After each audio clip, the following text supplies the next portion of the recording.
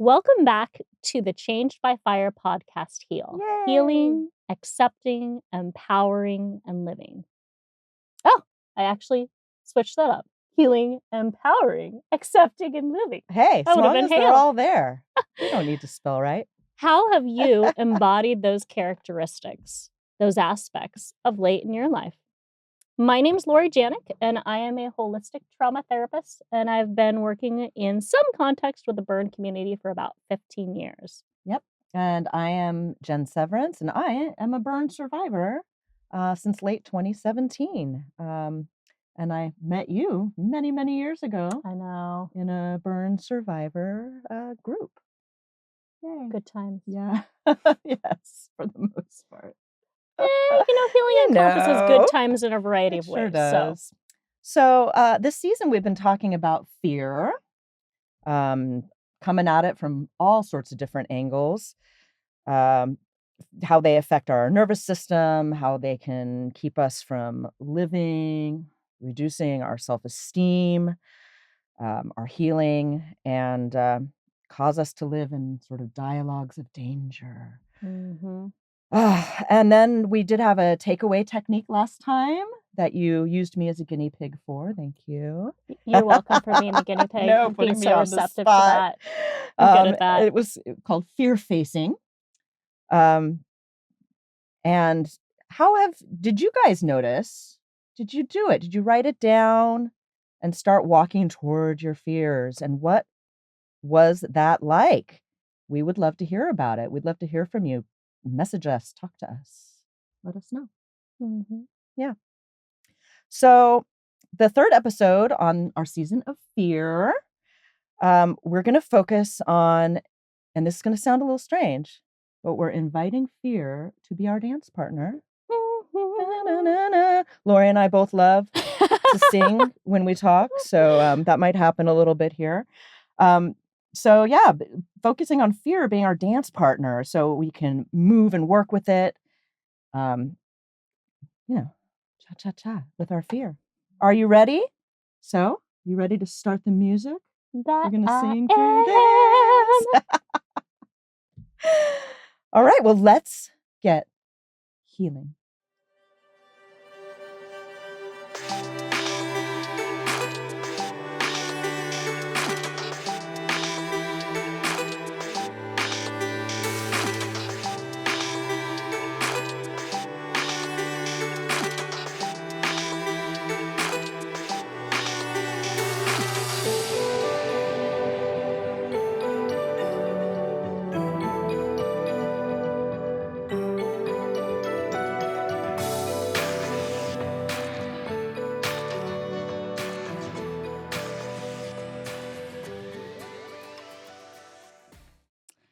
I still say that fears are, a pretty dreaded F word for many. Yes. Yes, indeed. And I think a big part might be, in how they show up. Mm-hmm. And so what do you notice when you recognize fear? I know for me, I tend to notice, and maybe this is because I've done a lot of noticing in the context of my life, but I tend to notice my body responses first. Mm-hmm. My heart beats faster. I start to get a little sweaty. Sometimes my hands get a little clammy. I can get a little frozen in my tracks. What do you notice, Jen? I think I can separate it out into two basic major things. And the first is this anxiety, this sort of like physical feeling in my chest. I just get, and my mind. My mind starts going a million miles an hour. I'm looking at everything. I'm analyzing it, and not in a very healthy way. Like it feels uncomfortable. It's uncomfortable. I love that you're like noticing both the body and the mind affect. Yes.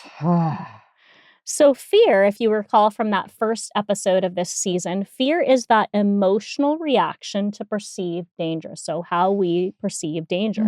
And that response really sits in our internal wiring, as well as our previous life experiences and the environments we were raised in, which really means that fear shows up differently in every person. It's dependent on what environment you're raised in, what culture you're raised in, the familial stressors, social stressors, life experiences. For example, If someone's raised in an environment where they have minimal resources, maybe are barely scraping by in terms of finances, basic needs, maybe have minimal social supports, Mhm. they're going to have maybe a more constant sense of danger and or fear that they're Mm. living in and living through. Whereas there's another person that maybe they have a little bit more of a sense of financial stability. Maybe they have a variety of friends and family and people that provide them with presence and comfort and support. And they may have a little bit of a lesser of a sense of danger and or fear because they have individuals to walk through and walk with in that. Similarly, some cultures, some places of living and upbringing, Yep. some family systems that you're raised in can be supportive of facing and working with fear and or noticing and navigating danger versus others. So it can be such really dependent on, how you're wired, how you live in, and similarly, how many circumstances of danger have you faced versus no. If your burn injury was your first big experience and you've never dealt with all of the emotions that surround danger and stress and that fear response, it may be harder for you to face, notice, and walk with. So you may have a bigger response than others that maybe have Mm. vetted fearful experiences. Wow. Yeah, absolutely true. Yeah, for sure. Gosh. And with fear being such a different response in every person, there is a value in noticing how it shows up in you and Mhm. being, I mean, we can't, I mean, in life in general, we can't be comparing us to everybody else because it's true everywhere. Fear and everything else, everyone has a completely different fingerprint of what their life is and what their Mhm. experiences are. So it is really important to look at and be aware of how is this happening in you? How are you responding? How are you feeling? All of that. But yeah, it shows up in multiple ways in people. Like I was saying, actually, body, thoughts. We went over that. Like I Mhm. am cognizant enough to have those separated. I can feel what's going on in my body and my thoughts, your patterns of behavior. You can have that shortness of breath. That's one of the things I notice when I say it comes in my chest. I am aware enough to be like, breathe, Jen, take a Mhm. breath. You go to the shallow breathing Yes, patterns. absolutely. Shakiness, increased heart rate. You can get muscle tension, eh, autonomic responses. Your pupils are dilating. I mean, things you Mhm. don't even think about, which is breath as well. Like we Mhm. don't tend to think about breathing until all of a sudden you're going, oh, Mhm. wait, I'm not breathing. Well, and sometimes even that you don't think about it until like literally you can't breathe. Right, right. Then all of a sudden you're like, oh, that's right. I need to breathe. Yeah. So, it can come up in a lot of ways. The cold and clammy hands, you said. Uh-huh. That's There definitely are, one for me, the sweating. oh, yeah, schwitzing. Yeah. I mean, there are a lot of manifestations. We're all different. Some people might not have much physical reaction at all, Mhm. or even be able to recognize that this is what I'm feeling. I'm feeling fear. Mm. And as our brain starts to register these feelings or these reactions, and our thoughts kick in, we start to equate the sensations as dangerous. It's a fear Mhm. response. Something is dangerous in my environment. And we may move to pressured thoughts around safety, hyper awareness, searching for escape from the danger. Mhm. Yeah. And that's built and hardwired in us, Oh, that yeah. escape. It's like when we're pushed into a corner, we want to Hmm. get out. So when there's enough danger that we're Yes. perceiving, Hmm. we want to figure out a way out of it. And there's some different ways to do so. Absolutely. And it could be something super small for some of us that freaks us out. And it could be something enormous. Mhm. I mean, everybody's different. We all respond to things in different ways. Um, yeah, our patterns of behavior, brain and body both, take that fear response one step further, and that's where we get our responses, our response patterns of danger. Flight, fight or flight, flee. Mhm. These are all Fs. Mhm. Fight, flight, flee, freeze, Mhm. fawn, and flop. All Fs. Crazy. That is Well, and crazy. it's funny because those responses to multiple individuals and like fields of thought and psychology surrounding, they've gone anywhere from like 4 responses to 6 responses. So there's a variety, but the common ones are that fight. So either you move towards it, flee, you run away from it, freeze, you just like stay in that moment, fawn, you start to please or work with. That's that people pleasing capacity. Or that flop, which is more that just like you go limp, faint, perceived death. Yeah. So being Interesting. aware of how our fear responses are helps us better understand when they come up, helps us investigate, what might be connected to those responses and really figure out, how can we settle? How can we soothe them? How can we predict them? A lot of this really reminds me of, and I think what can be helpful in understanding it, is a theory that I've utilized a lot in my own therapy practice called polyvagal theory.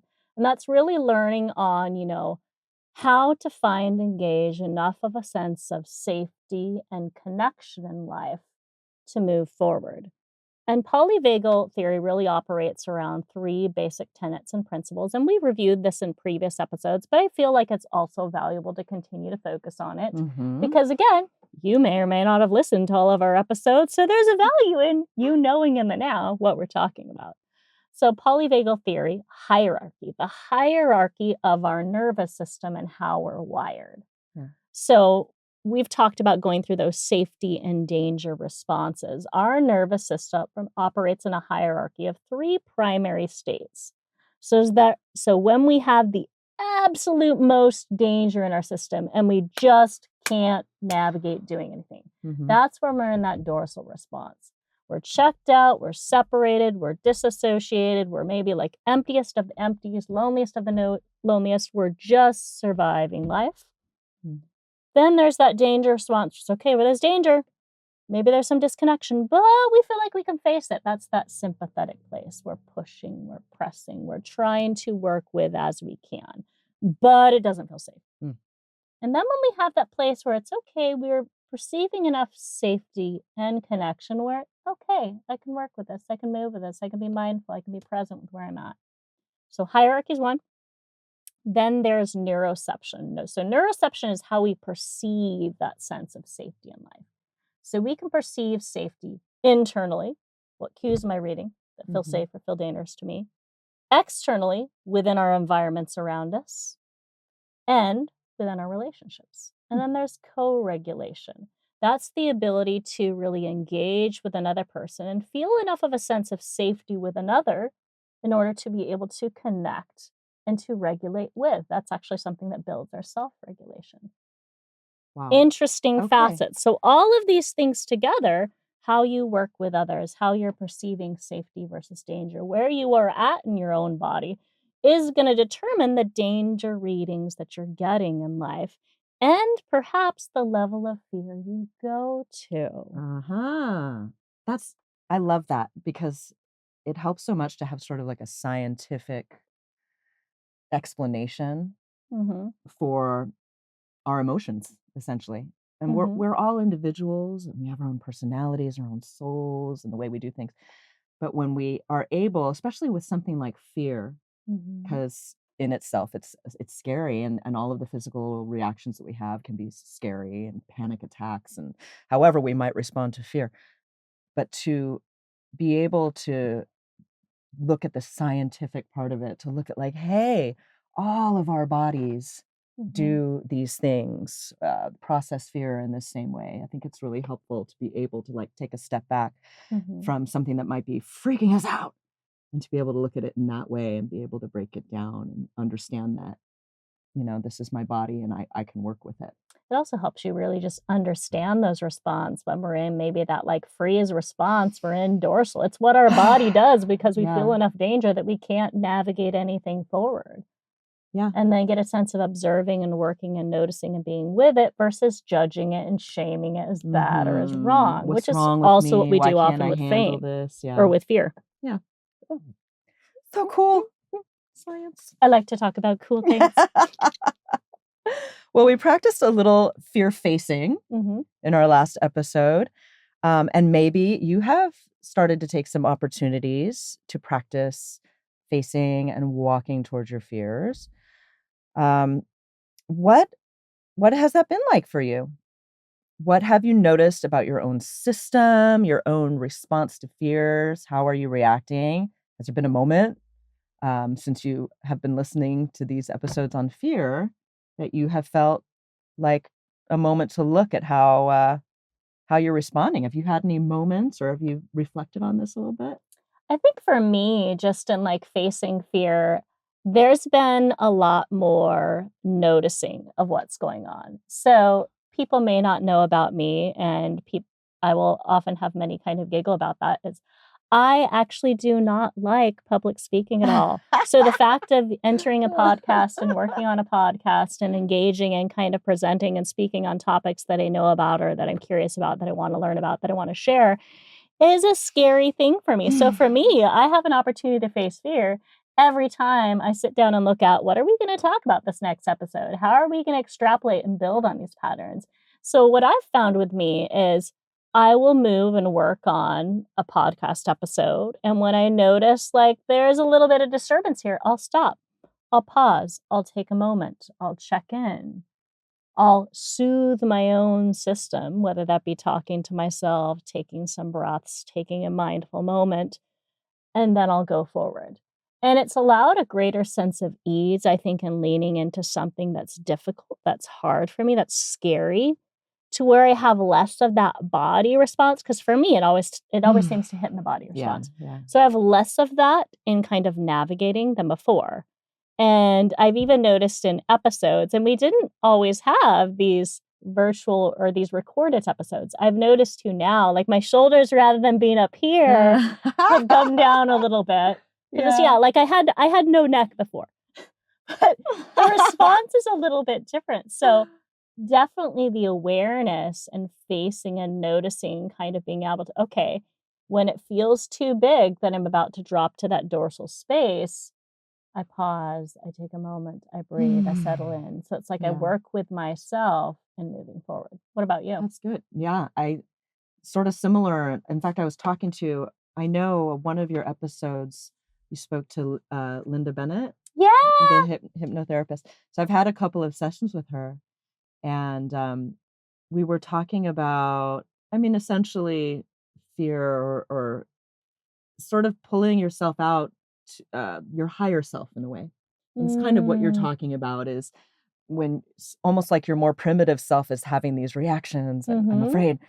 And there's a part of you that can just kind of rise out and be like, Lori, hello, let me, let's talk.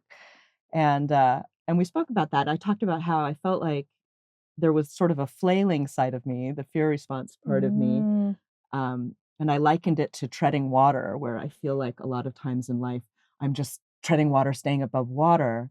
And she reminded me to pull in that higher self, and not to push away the part of me that is having the reactions and that's afraid or feeling like I'm not enough or I'm not doing well or whatever the case may be. But sort of incorporating the two, having that voice that tells you how to handle it and breathe and all that, just kind of incorporate it in, and be one, and be accepting of your whole self. I Yeah, love that. it was pretty nice.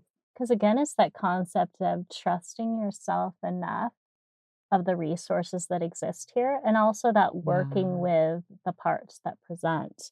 And I think fears, in many ways, they really want to be known and understood. Just like many emotions and our emotional responses, they're built into our human systems for a reason. And probably my favorite way to explain emotions is just they tell us stories about ourselves and our needs. And one of my favorite movies about emotions, and as well as how emotions and emotional responses can affect our thoughts, can affect our actions, can affect our beliefs of ourselves and living. Yes, this is really going to represent the kids and the kid in me. Inside Out. I love that movie. Love, love, Yes. love, love, love. And they just came out with the Inside Out 2 Teenager, which again just showcases further, as we grow, as we develop, as we move in life, there's additional emotions and responses that come up. And some of them, if any one of them is more in power than another, can really disempower other emotions, other responses in our system, can affect, can shift, can change our beliefs. For example, and I don't want to spoil anything, but like one particular emotion or emotional response takes power in the context of that movie. The rest of the emotions in the system get shut down, and it almost leads to a super huge danger response in that individual. And it takes the emotions working together with each other in order to settle and find a sense of wholeness and movement. Yeah. No big extremes. Yeah. Got to work together. Yeah, so how do we start identifying our fear responses? And what might that be, you might say? Well, we make fear our dance partner. Love Hey, there's our topic that. today. I know, it sounds crazy, but go with us on this. So when we start getting to know our fears, noticing and observing, naming and facing and walking towards them, when we invite them on the dance floor, we start to gain more insight into ourselves and recognize patterns of where we fit and how we can move with them. And when we are vulnerable with our fears, like really see, really get to know and face them as they are, we make them more objective. A little less saber-toothed tiger, a little more house cat, right? Yeah. So tangible. And we can learn how to witness them, to see them, and to dance with them in new ways. I love that concept of just like dancing with your fear partner there. So what might that fear dancing entail? So it's going to be moving away from those typical fear management strategies. And I think many of us, we want to manage our fears. We want to control them. We want to adjust them. But in reality, can you really control and manage everything in life? I'm sorry if I'm bursting the bubble for you, but the answer is no. We want to work with versus against. And a lot of our management strategies we're working against and or we're avoiding. And anything we avoid and push down and push away for time, it's going to get bigger and bigger. Just like, when you bottle up emotions, they just keep growing inside that bottle and then that bottle's going to burst. Yep. So what might those fear management strategies, those unhealthy fear management strategies be? Lots of sleeping, lots of eating, rather than facing and or addressing and or working with fear, moving to any type of substance use, just the simple staying busy, going fast, moving super quick through life. Because then I don't have to face what might be going on in here. Rationalizing things, controlling things or people, aggression. All of these strategies kind of are more of an avoidant realm. And we can avoid, like I mentioned, fear for a time, but then that fear just keeps building. And it gets bigger and harder to face and work with. And then we just have a much more formidable dance partner to where it's like we have this 7 foot, 8 foot tall giant, which almost could be a bully, Right. rather than dance and work Kind with of hard us. to move. And so what might be some examples, and I don't know if your thoughts on this, Jen, but in burn healing and in your recovery journey, as well as in maybe those you know about others, what might be some examples of how fear management can step in, where people try to manage their fears around what happened to them and how they're healing? Right. I think it's really important to I mean, face your fears.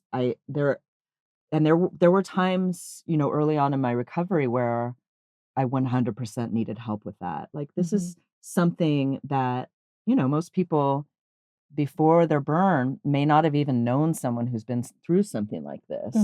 Some of the worst pain imaginable, and it's usually a pretty long recovery. And in general, you don't know a lot of people in your community who have gone through this. So it was really important for me to seek out help. And some of the more tangible fears, in fact, I spoke about this maybe in one of the last episodes or when I was a guest on the podcast. but I sought out, we did EMDR, which is the rapid eye movement. And my fear was to get into a bathtub. When you're freshly burned, your flesh, it looks really raw. Like, you can't believe as a burn survivor that, like, you mean I can wash this? I can put a washcloth on it. I can get into a tub and, like, my skin's not just going to melt off. Like, there's this real unknown, which is a big thing with fear, right? The unknown. Oh my God, I don't know what to expect. But for me, I really needed help from another person. How do I overcome this? I know it's going to be okay for me to take a bath, but my whole body response and my mental response was, I can't get into a bathtub. It sounded terrifying. So your fear management would have been like more avoiding. If I avoid it, if I don't look at it, if I don't do it, then it'll be okay. But for you, your fear dance or working with was, I'm going to reach out for help. I'm going to utilize this EMDR strategy and learn how to work with what's there. And I would dare say you probably are taking baths now. I am. No problems. No, yes. And it was remarkable. Like, I really urge everyone to, if you can't move forward through your fears by yourself, to reach out. There are so many resources. In fact, Change by Fire is so happy to help you find those resources and help you discover what's going to help you get through those fears. But yeah, I was really amazed at being able to step forward and to know that it was just my own mind keeping me from moving forward. There was no real tangible thing to be afraid of. It was all in my mind. It was your own fear and how it built, how big it had built itself up around what had happened to it. Yeah. I think some other really big fears for many in their recovery journey, just that I'm aware of, can be like going back to school, going back to work, ongoing physical occupational therapy, and just the pains that can have and the fear. Additional surgeries, clinic visits, how your body, your skin shifts, changes, adjusts, because how you are when you leave the hospital is not how you are weeks, months, years down the road, which is again another scary thought and realization, and how much, and those fears that aren't talked about that you just find out on your own in terms of recovery. So really, I think just that concept of management in our society, it makes sense that we want to manage and control things. Yeah. Because in some realms, it's like, hey, I can grasp that and I can navigate that. But with fears and with how internally based they are, we can't really fully manage and control them. It's not possible. It's not beneficial for our own well-being in the short and in the long run. And it really can stunt our connection with ourselves and our whole experience of life. And it can narrow how we live. Absolutely. Yeah. So with this fear dancing, let's talk about some of the steps. Noticing and naming your fear, and how does it show up physically, mentally? How did you even notice you had it? Allowing yourself to sit with it, to notice any thoughts, any urges that arise, attuning to the story it tells about your needs, responses, how to act, allowing for a shift, boundary, adjustment, collaboration, seeking your other emotions, back to our movie there, getting your other emotions in there for a two-step and smoothing of response, the spaces of happiness, joy, neutrality, hope. That two-step dance. And if we even take a look at kind of in reality, what might that look like to engage in that two-step work with your burn around healing? Just feel me out for a little bit. Let's try this on for size. So if I'm talking about going back to work after a big injury, which I know you've had to deal with, so I'm going to navigate, if we were to fear dance this, okay, I'm going to notice, oh man, when I even think about going back to work in the context of where I'm at, my heart starts beating really fast.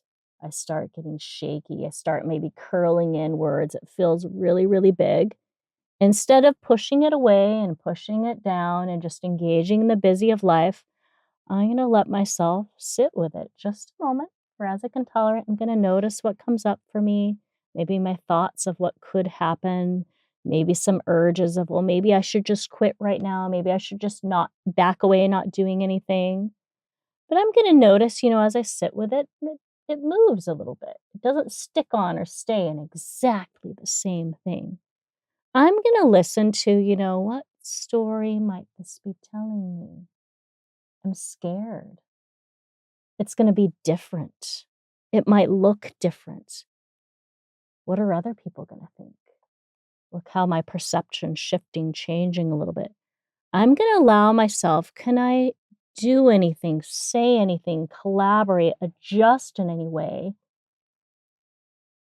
to work with my fear? Maybe I will ask my doctor, a mentor, a friend, can you help me talk to my boss to better understand what I'm going through before I go back to work? Can there be any presentation? This happens in many communities to my work environment or workmates about, what I went through.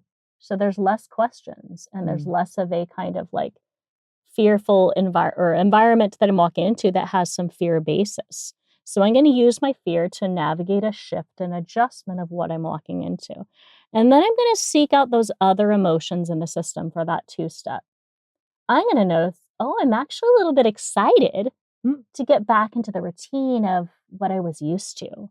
Maybe I'm going to notice I'm actually a little bit happy to see this person that was like my best buddy at work. And now I get to see him again. And I'm going to notice, okay, that fear feels a little different in how I hold and how I carry it now. That's balancing it out. It was like you were saying about how if the fear is so huge and everything else gets pushed back, you're almost inviting those emotions into the dance with you and your fear. Come along, dance with us. We're just having our own little tango. Our own little tango. And we're going to do a little bit of that with our takeaway for today. So there's a really great technique that I like to utilize in my own practice with clients. And I utilize this with myself. And I kind of partially, sort of did a little bit of with you right now. And it's called pendulation. So pendulation is operated around a somatic experiencing principle. So somatic, again, working with your body. And we're going to be working with two different emotion sensations in your body and just noticing what happens when we have that back and forth and pendulate in between. So I'm going to have Jen again be my guinea pig because she's so good at that. I'll also do it myself as well too. Okay. So we're going to do a little bit of pendulation. Okay. And I want you to first just bring something up that maybe is a mild fear. Maybe not your, like, if we're talking about 0 to 10 levels, maybe not like a level 10, but maybe like a level 3 or 4. You always want to start when you work with a new technique with something broachable, manageable. Okay. And so just very slowly and gently, I want you to just notice, how are you experiencing this fear in your body? And if it feels pretty big or overwhelming or hard to focus on, maybe just notice the edges of that fear, the edges of that sensation, and how you're noticing it. And I just invite you to gently feel into this experience of fear, noticing whatever's there. Keyword noticing. What physical sensations come up in your body? Is there any tension, pain, any tingling, heaviness, shakiness? Is there any energy, any pulsating, vibrating? Does it tend to jump out or be in any particular part of your body? And whatever's there, I just invite you to welcome it. To welcome that fear, maybe by saying, "Fear, you're welcome here. You're welcome here. Fear, you're welcome here. You're welcome here. And just notice as you welcome in that fear, changes. Are there any changes? Are there any different sensations that you notice? Any different images or visuals? Do you get emotion or a texture? Does your fear shift or change at all? Maybe there's a word that comes to you or words that kind of describe this experience of how your fear is presenting right now as you welcome it. Maybe that word is moving. Maybe that word is piercing. Maybe that word is shifting. Whatever that word might be, whatever that experience might be, just focusing on what's happening in the present moment, noticing what's here and the sensation of how your fear is presenting for you, and observing how it moves, how it shifts, how it presents with a level of curiosity, with a level of welcome.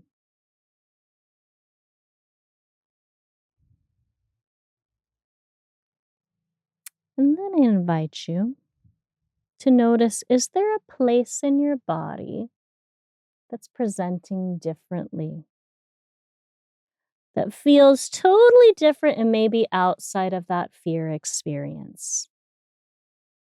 Maybe it's a part of your body that feels calm, maybe feels peaceful, maybe feels neutral, maybe feels comfortable. And just spend a few moments feeling into that part of your body. Even if it's only a tiny spot on the tip of your nose or your tiniest little toenail, just noticing that felt sense of experience within this part of your body and that peaceful, that neutral, that different experience. Noticing any words that come with it. Maybe it's content, maybe it's peaceful, maybe it's neutral, maybe it's flowing. Just choosing a name that matches this experience, similarly to like you chose before. And then we're going to go between these two places.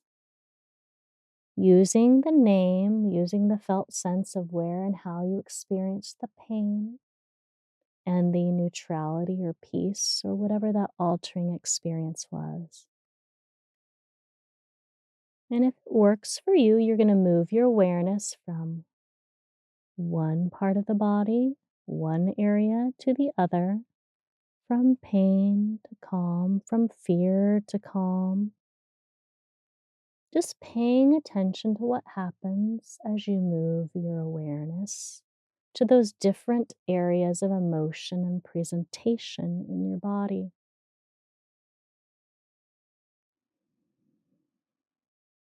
Noticing if your body maybe releases a breath, a movement. Noticing any physiological changes. Noticing, does my breath shift or change? Do my shoulders drop? Do I appear any more relaxed? Notice what you're noticing.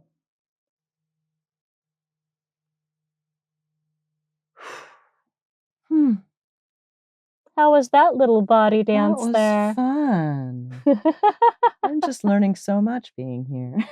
I definitely make you be in your Right? body. I Well, I don't make know. you. I encourage you to be in your body. Which is so important. And Mhm. what was that like for you guys? What did you notice if you were participating in that little exercise? Did you encounter any shifts? I definitely did. the feeling of settling? Mm-hmm.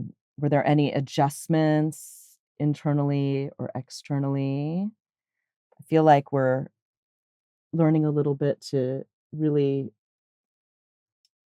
not keep fear on the outside, but to I love this concept of the dance Yeah. partner. Fear's not a wallflower anymore. Right. Or a locked down in the closet or the Chained in the cellar anywhere. basement, Yeah, right? nope. Could freeze itself once in a while. We're No. working with it. You know, it's part of who we are. Mm-hmm. And that image also with the movie of one emotion being sort of omnipresent and the other one's like, what do I do back here?